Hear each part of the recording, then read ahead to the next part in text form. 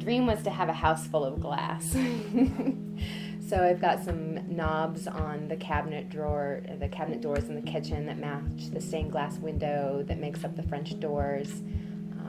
Not quite all of the windows are filled with stained glass, but almost. I have my BS in horticulture with an emphasis in production, and then I moved out to Napa Valley and got in the wine business, and then realized that the hours don't work for me because I'm not a morning person. So I quit there and went back to waiting tables because I was good at that. It's a good job to do in the Napa Valley because it is a service-oriented valley, but it also afforded me time to go to the junior college and take art classes. So I began oil painting and mixed media, and then I found a hot glass class beginning paperweights. So I made some paperweights.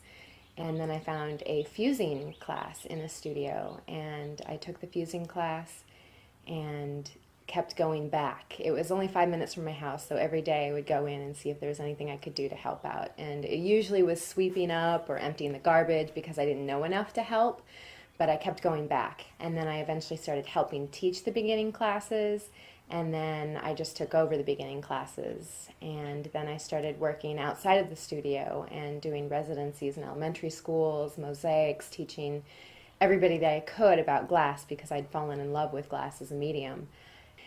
We've dubbed it the Glass Gospel. I have a friend in North Carolina, and that's what we do. We spread the glass gospel. What I want to do is actually make some really skinny threads. So that's what I'm going to do with the torch.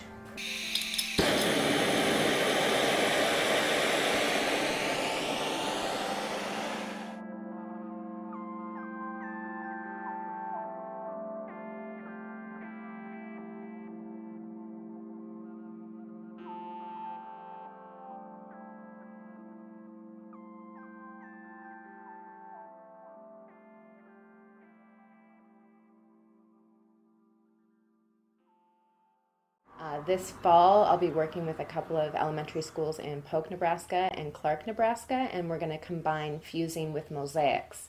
And both those studios have ceramic kilns, brand new ceramic kilns, which you can also fire glass in. So I'm hoping to introduce both of those teachers to glass fusing so they can incorporate it into their program at their schools. I love working with kids because they're so open-minded. They don't think, well, I can't do this because I'm not an artist. Everybody's an artist. Kids just haven't forgotten.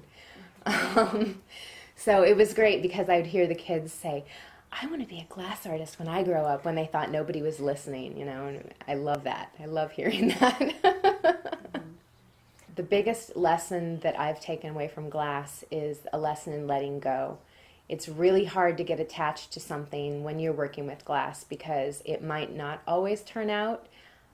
Once it goes in the kiln, things happen. Sometimes the glass shifts at its own will. You can constantly recycle glass. So if I have something that doesn't turn out, I can cut it up and make it into another project. And I have a whole treasure trove of bins that I keep all my scrap glass in. And then when I work with kids or introductory students that come over to play with glass for the first time, they get to dig through my reject treasures and make something fabulous. So it's really great to see what they are able to do with the things that I didn't see. So glass is a challenge. It's not only a challenge to work with because it makes you think, but it's also very meditative.